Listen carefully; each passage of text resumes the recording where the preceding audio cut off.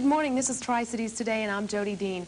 Just stop and think for a minute. Think of your motor response as being very limited. Perhaps you know someone who is paraplegic or quadriplegic. I do, my cousin is.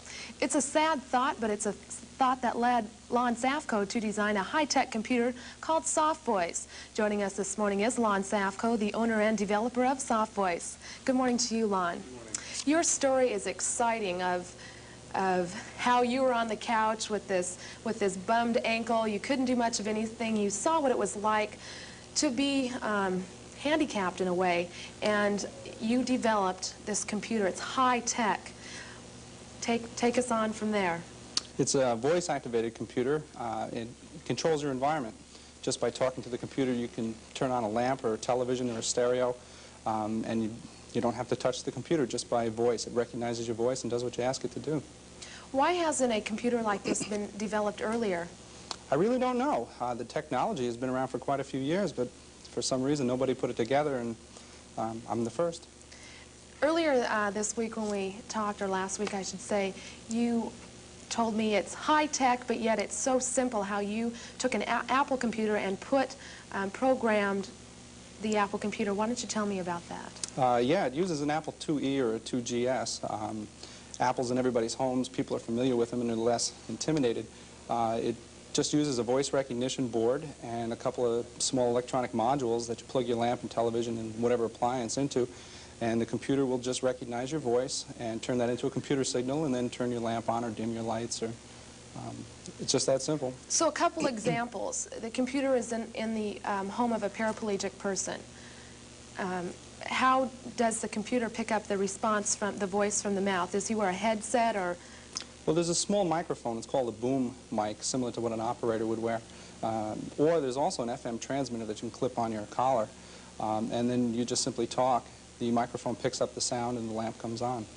Where do you see this computer going in 10 years?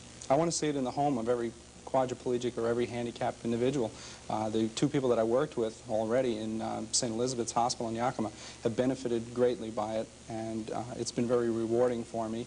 And I want to see other people benefit by it. It's a good thing. Westinghouse will be coming, and I should say the board of directors from Pittsburgh coming to the Tri-Cities, and you're one of 10 entrepreneurs that will be involved in this Westinghouse when they'll be looking at your computer. Is this something that's going to be taking off? You want people to know about your system. Is this something that could be taking off? Well, I sincerely hope so. I've put an awful lot of work into it, developing it and testing it for over a year now. And I want it to take off, not so much for personal gain, but I truly want to help people who are handicapped. You called it a self-help project. Yeah, or a feel-good project. Feel-good project. Right. This computer also, when I think of computers and a lot of other people, they think of expense. This computer is affordable. Oh, absolutely. That's what I've worked the hardest to do, is to keep the price as low as possible. Handicapped people, some of them have insurance, but quite a few of them don't. And they simply can't afford the medical costs of hardware. The entire system right now, complete, runs under $3,900. On a last note, is there any other computers of this sort in the United States? Not that I can find. There's one system being developed in Southern California that's costs about $15,000 and doesn't do as much. So I think I have something special here for that price range. Do you find a bond between you and some of the people? Oh, gosh, yes. Yeah, it's overwhelming. Yeah. Every time I set one up for a quadriplegic, it usually before the end it's set up, I cry. Okay, Ron. Join us at 8:25 this morning, and we'll talk to Ron about the bond between him and a few paraplegics who use the computer. This is Tri-Cities Today.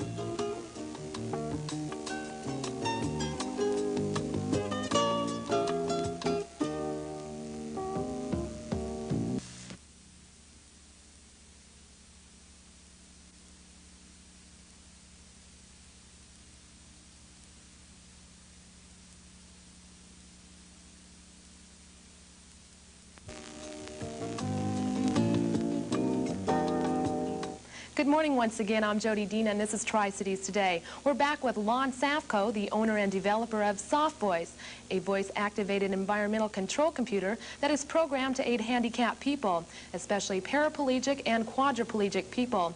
In the last hour, Lon told us about the fundamentals of SoftVoice, but aside that, there's a very special bond between Lon and the handicapped persons using SoftVoice. Lon, once you got this SoftVoice machine, you had a month or so to put it together.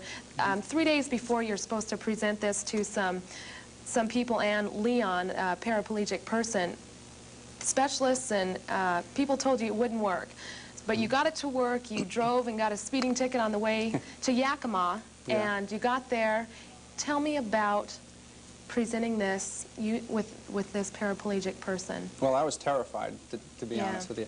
It was the first time I'd ever demonstrated it publicly, and the family was there, and the director of the hospital, and the physical therapist, the insurance company. And the quadriplegic was in the early stages of being recovered, and he was still quite angry about his situation. So the demonstration started out really tense. But after the demonstration, something that touched my heart, and I'll never forget, the occupational therapist turned to the patient and said, well, what do you think? And his answer was, how could someone like me ever live without something like that? I'm getting broken up right now just thinking. Yeah. Yeah. What, Leon, what was his problem? How limited was he? Well, he was what they call a C3 quadriplegic, which meant that he had absolutely no feeling or use of his arms or legs below his neck. And then there's another touching story, and that's Herb. Yes.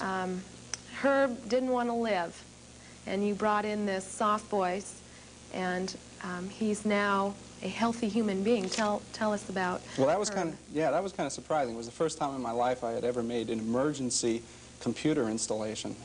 It's usually not considered an emergency, but he was having a great deal of difficulty dealing with his new situation of being quadriplegic. I got a call from the hospital to please come up and install one of the SoftVoice systems based on the previous experience. And we installed it, and 3 weeks later I got a call from the hospital, and I thought it was going to be bad news, but actually it was quite wonderful. He had loved the system, he was taking his medication, he was eating, and his recovery was way ahead of schedule. One of the really surprising attributes of the system, I never thought a voice-activated computer could do this, but he regained the use of his right hand because he was motivated to use the keyboard.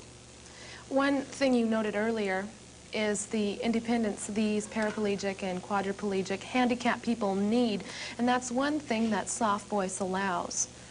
And such as Herb, now he is basically on his own in a manner. Absolutely. Independence. You don't realize what it's like until it's taken away from you, until you're put in prison or made to stay in your room for a week. But to know that you're going to be like that the rest of your life is really a terrifying thought. That's why I invented the voice phone, which is a voice-activated telephone, so that Herb was able to call his wife whenever he wished just by asking the computer to dial it. That was exciting also, to see someone without the use of their arms to be able to make a telephone call. On a last note, let's run down the computer, what it can do and what it's going to be doing for several people. Right now it does full voice-activated environmental control. That means anything electric can be turned on, off, or dimmed. It also places telephone calls.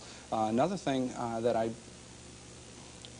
programmed into the system is about 45 different entertainment games for interactive, give the user something to do during the day. I'm also working on a voice-activated word processor, and I almost have a King James version of the Holy Bible ready. Lon, we've ran out of time. The best of luck to you and your computer. I hope to see it in 10 years in the big market and all over the United States. Thank you for joining us this morning. Thank you very much. This has been Tri-Cities Today.